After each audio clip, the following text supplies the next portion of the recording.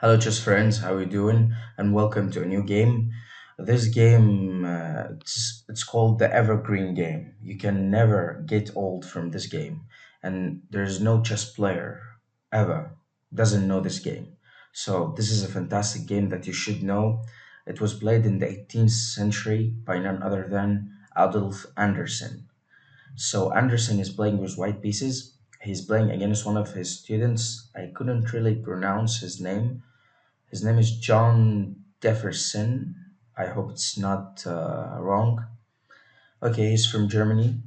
Anderson starts the game with e4, e5, knight to f3, knight to c6, bishop to c4, bishop to c5. The Gioco Piano, the Italian game, is on the board, and Anderson plays b4, the Evans Gambit.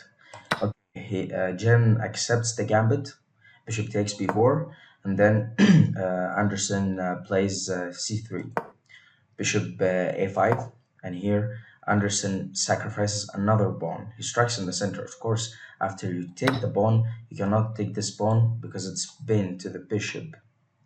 So here he just castles.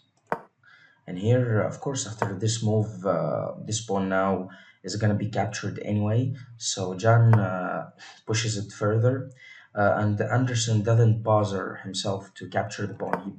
He goes for the attack. He plays Queen B3.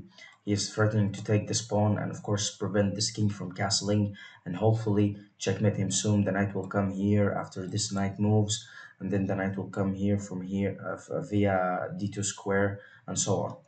So Anderson finds another way to like protect the pawn and also tries to like prepare himself by playing knight to e7 and castle his king to safety. But Anderson like doesn't let him do that. He pushes the pawn immediately. He plays pawn to e5, and yeah, of course, like I said, he has to keep guarding this pawn. So he plays queen g6, and here rook e1, rook f to e1, and here knight. Finally, he plays knight to e7. He's ready to castle. Of course, this is not pinning the bishop or anything. He can just castles. This knight is protecting this, like the knights are protecting each other. Here, of course, b5 is a blunder, but it's not actually a blunder. John wants to give a pawn for like a rapid development, just like Anderson did after he played before. It's okay. Anderson accepts the pawn. He plays queen captures. Here, rook to b8, queen to a4. Here, of course, you should have in this position. You should have castled your king to safety, and the game continues with a little bit advantage to white. But instead, he plays this weird bishop to b6 move. Anderson continues development. He plays knight b to d2, and here he plays bishop b7, knight to e4. Here queen f5, and now like if you put this position on a computer, he will tells you that white is far more better. I mean it's 5.9. So Anderson takes the pawn. Of course, he's threatening to discover the attack by playing maybe knight to g3 and attack the queen. So Jen moves the queen away, and it's actually the best move recommended by the engine. Here, Anderson plays one of his Anderson moves. Of course, he's forking the king and the queen, so you have to capture the knight. Of course, G takes knight, and then pawn takes, and of course you cannot move this knight because it's pinned to the rook. So, like I said, it's not really a sacrifice, but he opened up his king side. There are many weaknesses, and he's of course controlling these squares, and his king side is ruined. So it's actually a fantastic move.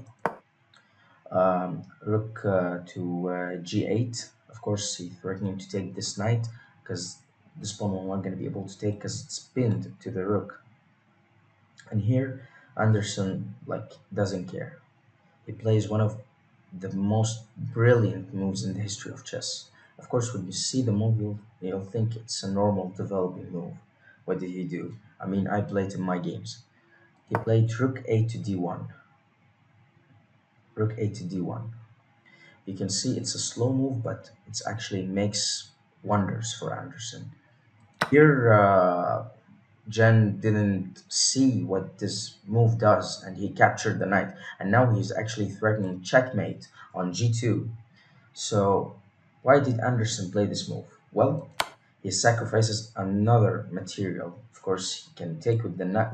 He can take with the rook with the knight, and his position is fine.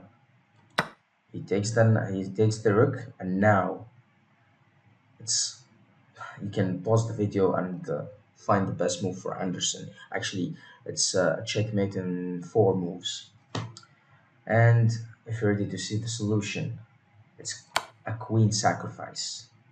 Queen takes d7. And now, of course, if you go here, you go under the mask. Like, of course, you can show it. If you go here, then it's checkmate. There's like you have to capture the queen. And here, of course, Jen knows that he takes the queen, and here Anderson gives double check. Of course, he cannot take the rook because it's also a check from the bishop. So the king has only two squares. He can go via this square or this square. The square is covered by the bishop, and the entire rank is covered by the rook. So, of course, if you go to this square, we can show it. It's checkmate in one move.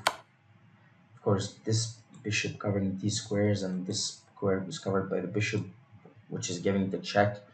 So amazing, amazing stuff by Anderson.